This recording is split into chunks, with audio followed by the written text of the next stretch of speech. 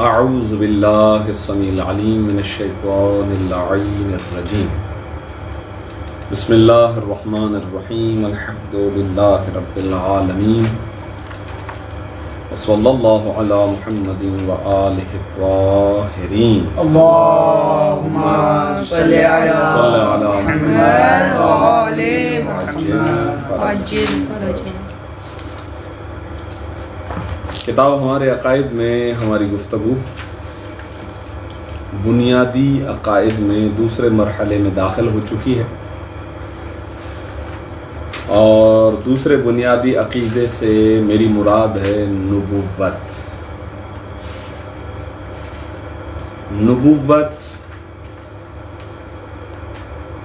یہ صرفی اعتبار سے مصدر ہے۔ ظاہری طور پر جو مادہ ہمیں اس کا دکھائی دے رہا ہے وہ ہے نون با واو نبوا، لیکن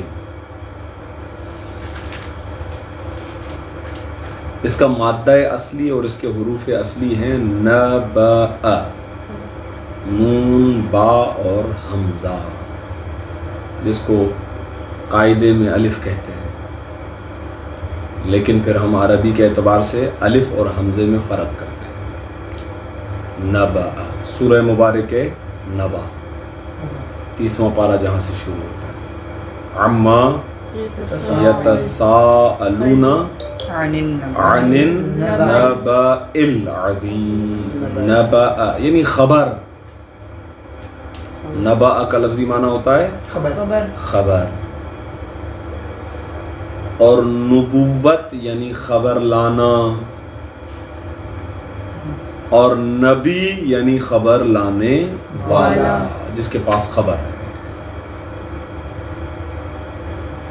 تو نبوت یعنی ہمارا یہ عقیدہ ہے کہ پروردگار عالم نے اپنی مخلوق کی ہدایت کے لیے 1,24,000 یہ مشہور روایت اور مشہور قول کی بنیاد پر یہ ڈیجٹ ہمارے ذہنوں کے اندر ہے، 1,24,000 انبیاء۔ انبیاء جمع ہے نبی کی، خبر لانے والے، یا جن کے پاس آسمانی خبر ہے، جن کے پاس خدائی خبر ہے۔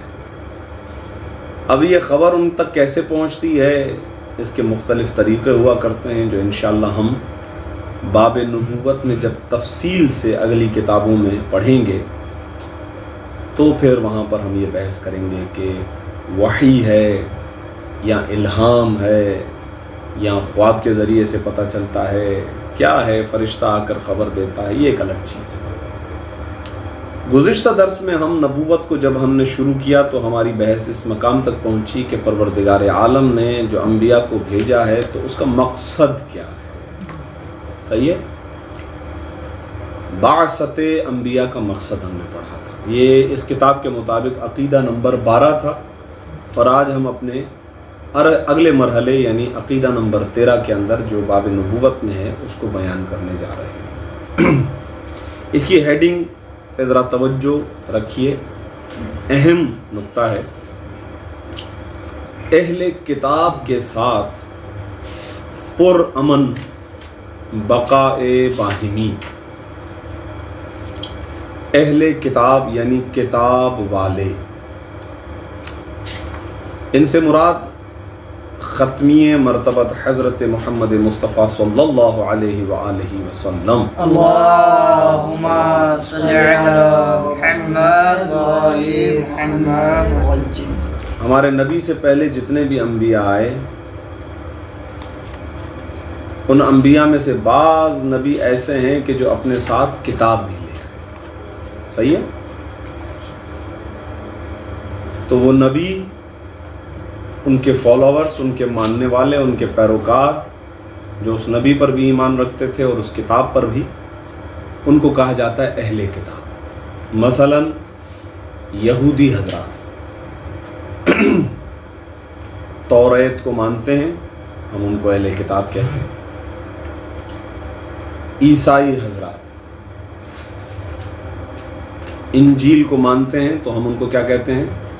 اہل کتاب۔ یہ ہیں اہل کتاب جو کسی آسمانی کتاب کے پیروکار قرآن سے پہلے گزرے ہم ان کو کہتے ہیں اہل کتاب. تو یہ ہو گیا اہل کتاب کا مختصر سا تعارف. ٹھیک. اب کیا فرما رہے ہیں یہ؟ اہل کتاب کے ساتھ پرامن بقائے باہمی. اس میں موضوع گفتگو یہ ہے کہ جو اہل کتاب ہمارے ساتھ زندگی بسر کر رہے ہیں ہمیں ان کے ساتھ امن کے ساتھ اور اچھے طریقے سے زندگی گزارنی چاہیے. ابتدائی طور پر تھوڑی سی اس کے اندر آج کے زمانے میں بحث ممکن ہے کہ کسی اور طرف ڈائیورٹ ہو جائے کہ آج کل کے جو حالات ہیں پوری دنیا میں اور یہودیت کی طرف سے جو مسلمانوں پر ظلم ہے اس کو ملحوظ خاطر رکھتے ہوئے، لیکن وہ حکم ثانوی ہو جائے گا، اس کو سیکنڈ اسٹیج پر دیکھا جائے گا. سب سے پہلا حکم تو یہ ہے کہ اسلام ہمیں اس بات کا حکم دیتا ہے کہ چاہے جو لوگ مسلمان نہ بھی ہوں، فقط اس بحاف پر کہ وہ مسلمان نہیں ہیں آپ ان کے ساتھ برا رویہ نہیں رکھ سکتے. آپ کو ان کے ساتھ حسن سلوک سے پیش آنا ہے، اچھے طریقے سے پیش آنا ہے. یہ اسلام کی نشانی ہے. تو ابتدائی طور پر پہلا حکم یہی ہے کہ اہل کتاب حضرات کے ساتھ بھی ہمارا رویہ اچھا ہونا چاہیے، امن کی فضا قائم رکھنی چاہیے، ہماری طرف سے آغاز نہیں ہونا چاہیے. آئیے دیکھیں کیا فرماتے ہیں.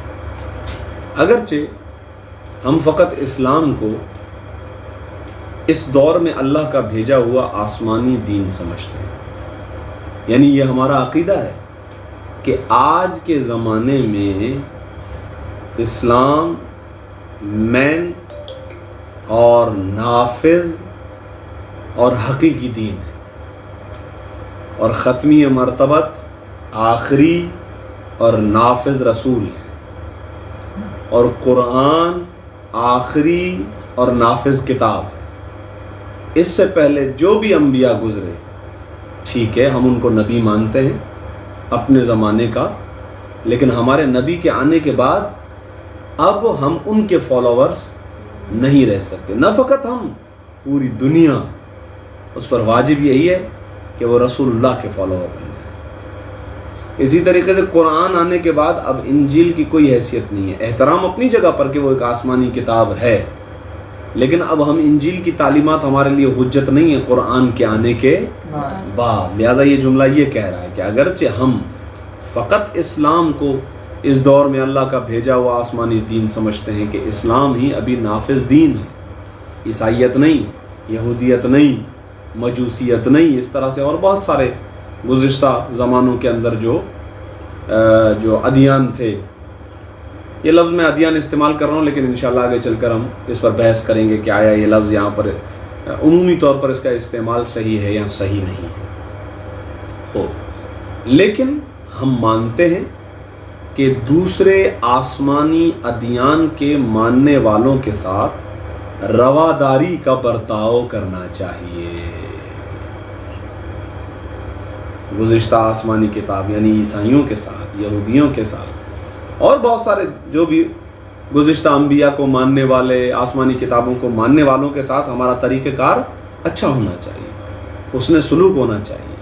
معاشرتی طور پر ہمیں ان کے ساتھ اخلاق سے پیش آنا ہے. رواداری ہم نے ان کے ساتھ انسانیت کے ناطے اچھے طریقے سے ہی رکھنی ہے. فرق نہیں پڑتا کہ چاہے وہ اسلامی ممالک میں رہتے ہوں یا کہیں اور. یہ ضروری نہیں ہے کہ اگر وہ مسلمان ملک کے اندر رہتے ہوں تو چونکہ مسلم اسٹیٹ ان کی ذمہ داری لیتی ہے لہٰذا ان کے ساتھ اچھا سلوک کریں، یا مثلا الٹا بھی ہو سکتا ہے کہ جہاں ان کی حکومت ہو تو وہاں تو ہم مجبور ہوں، لیکن چونکہ یہاں وہ مسلمانوں کے ماتحت تو ہم ان کے ساتھ ظلم روا رکھیں، یہ جائز نہیں ہے. اور سوائے ان لوگوں کے جو اسلام اور مسلمانوں کے مقابلے پر آ جائیں. یہ نکتہ قیمتی ہے جو میں نے ابھی کہا. سوائے وہ اہل کتاب کہ جو وہ ہمارے دشمن بن جائیں. اگر دشمن بن جائیں گے اسلام کے یا مسلمانوں کے مقابلے میں آئیں گے تو پھر تو ظاہر ہے بھائی آپ کو ہتھیار اٹھانا پڑے گا. اور یہ تو آپ جانتے ہیں کہ گزشتہ زمانے میں اگر ہم ختمی مرتبت کے زمانے کی مثال لیں تو رسول اللہ نے بھی کبھی ایسا تھوڑی کیا ہے کہ خود سے جو ہے وہ کسی پر حملہ کیا ہو. نہیں، ہمیشہ کافر بڑی تیاری کے ساتھ ارادہ کرتے تھے اور آ کر حملہ کرتے تھے مدینے پر، پھر دفاعی جنگ ہوتی تھی اور مسلمان جیت جاتے تھے. اس کو کہتے ہیں دفاعی جنگ. آج کے زمانے میں بھی ایسا ہی ہوتا ہے. ہمارے مراجعین کبھی بھی اس طریقے سے نہیں کرتے ہیں کہ چلو بھائی اسلام کو پھیلانا ہے تو چلو کسی ملک پر حملہ کر دیتے ہیں اور ان کے کافروں کو بولیں گے اسلام قبول کرو ورنہ ہم تمہیں قتل کر دیں گے. یہ طریقہ کار اسلام نہیں ہے. اسلام کو پھیلانے کا طریقہ یہ نہیں ہے کہ آپ کسی ملک پر چڑھائی کر دیں، کسی شہر پر چڑھائی کر دیں، کسی گاؤں پر چڑھائی کر دیں، حملہ کر دیں، وہاں کے لوگوں کو بولے کہ آپ لا الہ الا اللہ پڑھو ورنہ ہم آپ کو مار دیں گے، قتل کر دیں گے. جیسا کہ آپ نے دیکھا ہے کہ گزشتہ زمانوں میں طالبان، داعش اور اس طریقے کے دوسرے جو مذہبی شدت پسند گروہ ہوتے ہیں ان کا طریقہ کار یہی ہوتا ہے کہ اگر وہ آپ کے عقیدے کے ساتھ ہیں تو ٹھیک، اگر نہیں ہے تو وہ آپ کو کافر قرار دے کے آپ کو قتل کر دیں گے. جبکہ قرآن کہتا ہے لا اکراہ فی الدین، دین میں اکراہ نہیں ہے.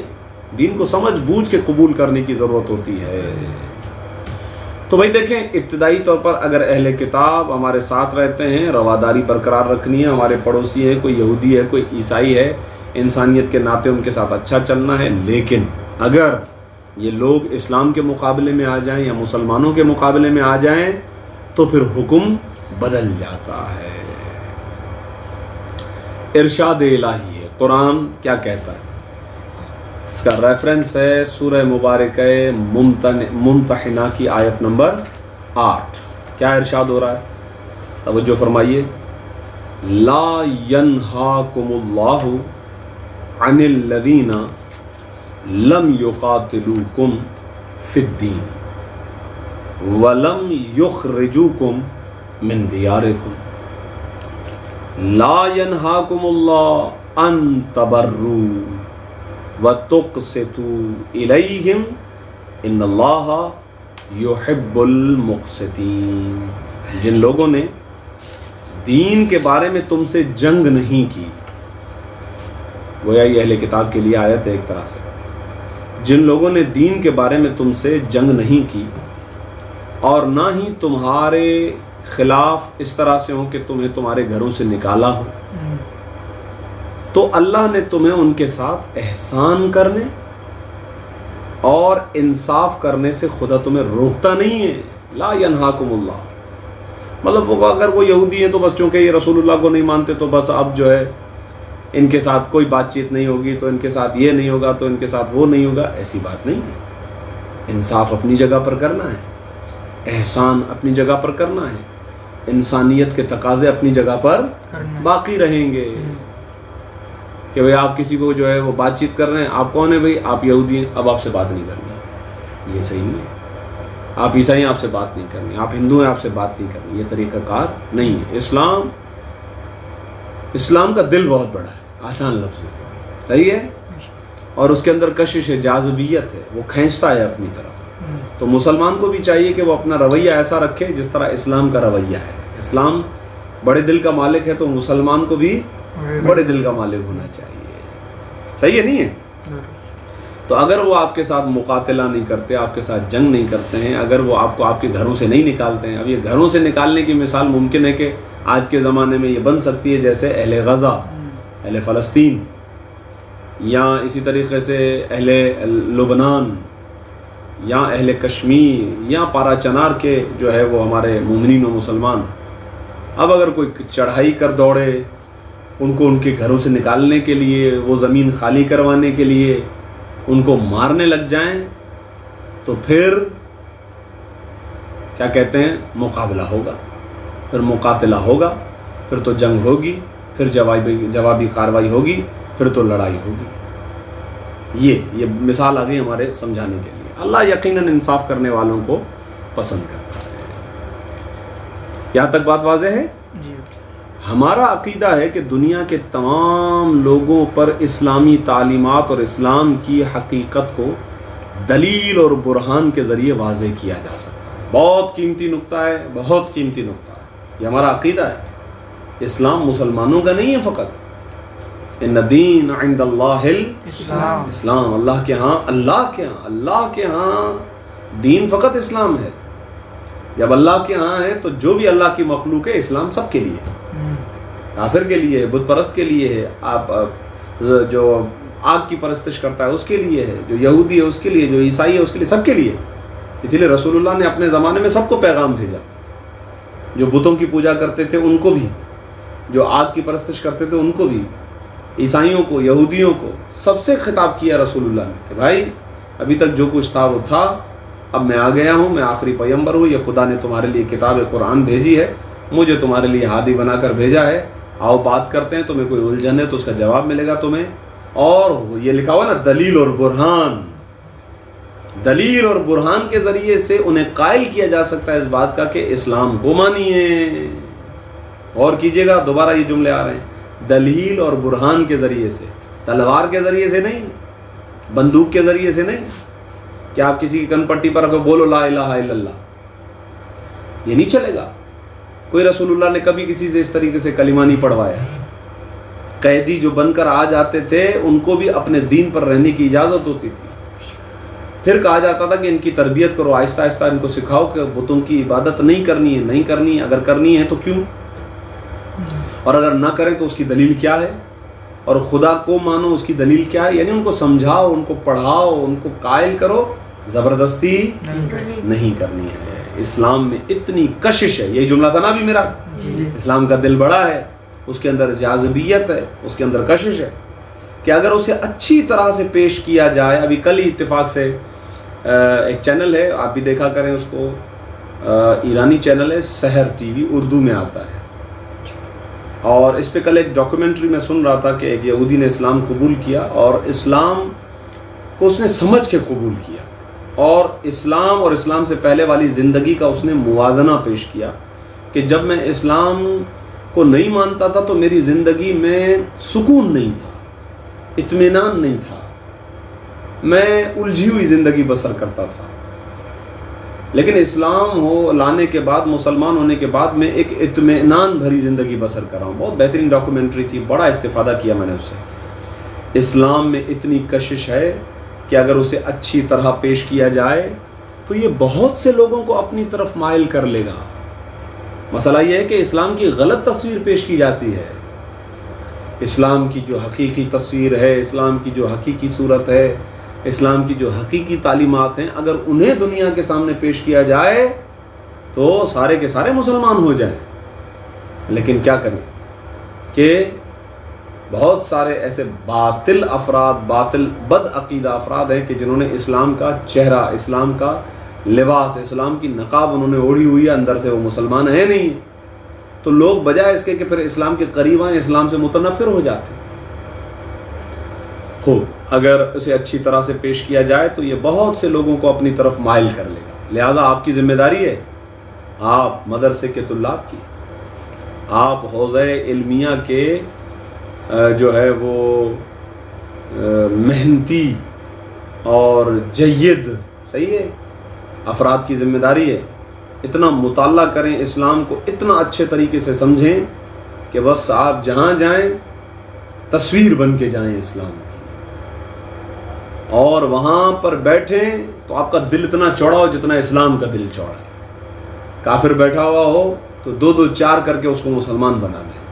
آپ کے پاس اتنے طریقے ہونے چاہیے۔ قرآن کہتا ہے نا کہ وَجَادِلْهُمْ بِالَّتِي هِيَ أَحْسَنُ، احسن بھی ہے نا، وَجَادِلْهُمْ بِالَّتِي هِيَ أَحْسَنُ، یعنی ان کے ساتھ مجادلہ کرو، ان کے ساتھ بات چیت کرو، گفت و شنید کرو اچھے طریقے سے۔ احسن یعنی سب سے خوبصورت طریقہ قرآن کہتا ہے۔ کیسے یہ نبی جاتے تھے ایسے علاقے کے اندر کہ جہاں اتنے سخت لوگ ہوا کرتے تھے، وہاں جا کے تبلیغ کرتے تھے۔ لہذا قرآن کہتا ہے کہ اچھے طریقے سے بات کرو، آپ جہاں جاؤ پورا کا پورا گاؤں مسلمان بنا کر آ جاؤ، پورا کا پورا گاؤں مومن بنا کر آ جاؤ، اسلام کی سچی تصویر بن کے چلے جاؤ۔ اتنا اسلام کو اسٹڈی کرو، اتنا اسلام کے اندر گھل مل جاؤ، اتنا اسلام کو اپنی ذات کا حصہ بنا لو کہ جہاں جاؤ لوگ آپ کے پیچھے پیچھے جائیں، لوگ آپ کو دیکھ کر کہیں کہ سرکار اگر مسلمان ایسا ہوتا ہے تو آج سے میں بھی پڑھتا ہوں لا الہ الا اللہ۔ کتنے ایسے افراد تھے کہ جنہوں نے فقط رسول اللہ سے ایک مرتبہ ملاقات کی، کتنے ایسے افراد تھے کہ جنہوں نے مولا علی سے ایک ملاقات کی اور فوراً لا الہ۔ کتنی مرتبہ آپ کو تاریخ میں جملہ ملے گا اللہ اعلم حیث یجعل رسالتہ، یہ قرآن کی آیت ہے. لیکن یہ آپ کو ملے گی فضائل آل محمد میں کہ لوگ فقط ایک ملاقات کرتے تھے ائمہ معصومین سے اور وہ کہتے تھے کہ واقعاً خدا بہتر جانتا ہے کہ اسے اپنی رسالت کو کس گھرانے کے حوالے کرنا ہے، کہاں رکھنا ہے. ایک ملاقات کافی ہو جاتی تھی. کیوں؟ کیونکہ اسلام کی حقیقی تصویر کا نام ہے محمد و آل محمد علیہ الصلوۃ والسلام. صلی اللہ علیہ وسلم. خوب تھکے تو نہیں ہیں؟ باتیں واضح ہو رہی ہیں آپ کے لیے یا نہیں ہو رہی ہیں؟ نیند تو نہیں آ رہی ہے؟ پکا؟ اچھا چلیں خوب توجہ کریں. بالخصوص اس بات کے پیش نظر کہ آج کی دنیا میں اسلام کا پیغام سننے کے لیے بہت سے لوگ تیار ہیں، لوگ آمادہ ہیں بھائی، لوگوں کے دل بےتاب ہیں، لوگ بیچارے پریشان ہیں، لوگ دنیاوی الجھنوں کا شکار ہیں، لوگوں کے دل مضطرب ہیں، انہیں سکون چاہیے اور اسلام کے اندر وہ سکون ہے. لیکن افسوس کہ ہم اس پر کام نہیں کرتے. ہمیں کام کرنا چاہیے، یہ ہماری ذمہ داری ہے. اسی وجہ سے ہمارا عقیدہ ہے کہ اسلام کو دباؤ کے ذریعے اور جبر کے ذریعے لوگوں پر تھوپنا نہیں چاہیے. جو ابھی میں مثال دے رہا تھا آپ کو کہ بندوق رکھ کے کن پٹی پہ آپ بولے کہ پڑھو لا الہ الا اللہ. یہ آپ کو مثالیں دکھائی دیں گی کہ دنیا میں پچھلے 100 سال سے بہت زیادہ، بلکہ میں 100 سال تو بلا وجہ کہہ رہا ہوں، ایک لحاظ سے دیکھا جائے تو یہ ہمیشہ سے رہا ہے. خارجی اس زمانے میں رہا کرتے تھے، ائمہ معصومین کے زمانے میں رسول اللہ کے بعد سے. خوارج وہ بھی اسی طریقے سے بڑے سخت مزاج ہوا کرتے تھے. پھر اسی طریقے سے سلسلہ آج کل چلتی ہے وہابیت، یہ جو ہم ذکر کرتے ہیں اس کا، اور ابھی 8 شوال کا دینی اتفاق آج گزرا ہے، تو اس اعتبار سے بھی یہ افراد بڑے سخت مزاج، یہ اپنے دین کو زبردستی لوگوں پر تھوپتے تھے کہ بھئی ہمارے عقیدہ، ہم عقیدہ ہو جاؤ ورنہ کافر ہو، ہمارا عقیدہ قبول کرو ورنہ کافر ہو. اور اس کو اسلام کا نام دیتے تھے، کہتے تھے ہم مسلمان ہیں باقی سارے کافر ہیں. محمد ابن عبد الوہاب کہ جس سے وہابیت کا فرقہ آگے بڑھا اور ابن تیمیہ کے نظریات کو لے کر یہ آگے بڑھا، اور اس کے اندر اتنی سختی تھی، سخت مزاجی تھی. پھر ظاہر ہے کہ ایک مفتی دین لے کے اپنا کہاں بیچے، تو وہ بادشاہ کے دربار میں بیچتا ہے. تو آل سعود کا گھرانہ مل گیا ان کو، اور وہاں سے ان کو اپنی حکومت کو ڈیولپ کرنا تھا، اور یہاں سے اس کو اپنے نظریات چلانے تھے، لوٹ مار کا بازار گرم کرنا تھا. لہٰذا سعودی عرب کے اندر اس مکتب کو پھیلایا گیا، وہابیت کو، وہابیزم کو. اگرچہ اس کے پیچھے بھی یہودیوں کا ہاتھ ہے، اور پروان چڑھایا ہے یہودیوں نے، اس مکتب پہ بڑے پیسہ خرچ کیا. یہ ظلم اور جبر کے ذریعے سے اور زبردستی دھونس کے ذریعے سے اپنا نظریہ دوسروں پر تھوپتے ہیں. یہ اسلام نہیں ہے، اسلام کا یہ طریقہ کار نہیں ہے. اسی کے اندر شدت پسندی آ جاتی ہے، کبھی داعش کی صورت میں، تو کبھی طالبان کی صورت میں، تو کبھی مختلف اس طریقے سے، اور بہت سارے گروہ جو ہیں وہ شدت پسند گروہ بن جاتے ہیں کہ بھئی اگر یہ نظریہ ہمارا قبول ہے تو ٹھیک ورنہ قتل. بھائی بات کریں نا، گفت و شنید سے بات کریں، ڈائلاگ پر اعتماد رکھیں، دلیل و برہان سے بات کرنے کی ضرورت ہے. لیکن چونکہ ان کے پاس کوئی نہ دلیل ہے نہ برہان ہے، ان کی تو دکان ہے، تو دکان چلانی ہوتی ہے، پیسے ملتے ہیں اس چیز کے کہ ماحول کو خراب کیا جائے. تو یہ سب سے بڑے دشمن اسلام ہے. اسی وجہ سے ہمارا عقیدہ ہے کہ اسلام کو دباؤ اور جبر کے ذریعے سے لوگوں پر تھوپنا نہیں چاہیے. یہی آیت ابھی میں نے پڑھی تھی سورہ مبارکہ بقرہ، آیت نمبر 256، لا اکراہ فی الدین. اکراہ یعنی جبر، زبردستی. دین میں کوئی زبردستی نہیں ہے.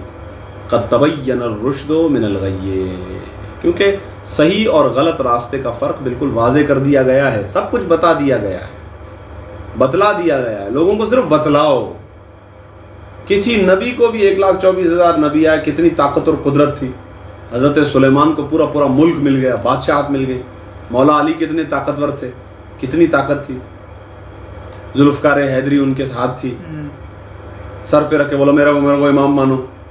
نہیں بھائی، ہم امام ہیں، ماننا ہے تو مانو، نہیں مانو جہنم میں جاؤ، ختم ہو گئی بات. آپ ہم سے پوچھو گے ہمارے پاس امامت کی دلیل کیا ہے، ہم آپ کے سامنے سینکڑوں دلیلیں دے دیں گے. مولا علی نے بھی دی، مولا علی کے بھی احتجاجات موجود ہیں، احتجاج تبرسی کے اندر موجود ہیں. سلیم ابن قیس حلالی کی کتاب کے اندر موجود ہیں، اسرار امامت وغیرہ کے اندر ساری چیزیں موجود ہیں. مولا علی کا احتجاج، مولا نے اپنے زمانے کے اندر بتا دیا بھائی میں امام ہوں، یہ دلیل ہے، یہ برہان ہے. لیکن وہ اتنا طاقتور جو در خیبر کو اکھاڑ دے. کبھی ایسا نہیں ہے کہ تلوار لے کر کھڑا ہو جائے مجھے مانو امام اور نہ قتل کر دوں گا. جبکہ مولا کے جو دشمن تھے وہ ہمیشہ اسی طریقے سے کرتے تھے، ظالم تھے، ہمیں مانو ورنہ قتل کر دیے جاؤ گے.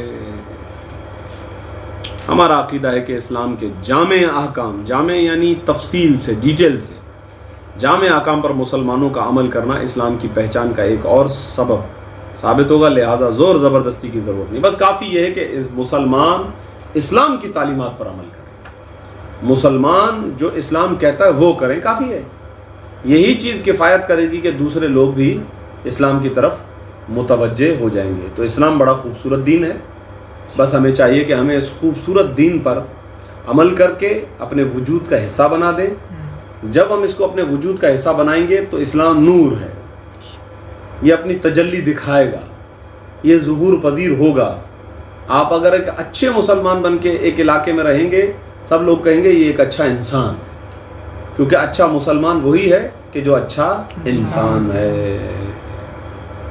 تو اسلام کی تعلیمات نہایت خوبصورت تعلیمات ہیں، ہمیں چاہیے کہ ان تعلیمات پر عمل کریں اور اس کے بعد معاشرے میں اسلام کے نشر و اشاعت، اس کو پروان چڑھانا اور لوگوں تک اسلام کا پیغام پہنچانا اور لوگوں کو اسلامی بنانا، یہ ہماری ذمہ داریوں میں آتا ہے. انشاءاللہ سلسلہ گفتگو یہیں سے آگے بڑھے گا. پروردگار عالم سے دعا کرتے ہیں کہ پروردگار ہمیں سچا مسلمان اور بہترین انسان بننے کی توفیق عطا فرمائے. پروردگار دنیا میں جہاں جہاں حالات ناسازگار ہیں، پروردگار حضرت حجت کے ظہور میں تعجیل فرما اور حضرت حجت کے ذریعے سے پوری دنیا کو امن کا گہوارہ بنا دے اور ہمیں اپنے مولا کے اعوان اور انصار خاص میں شمار فرما. ربنا تقبل منا انک انت السمیع العلیم وتب علینا انک انت التواب الرحیم.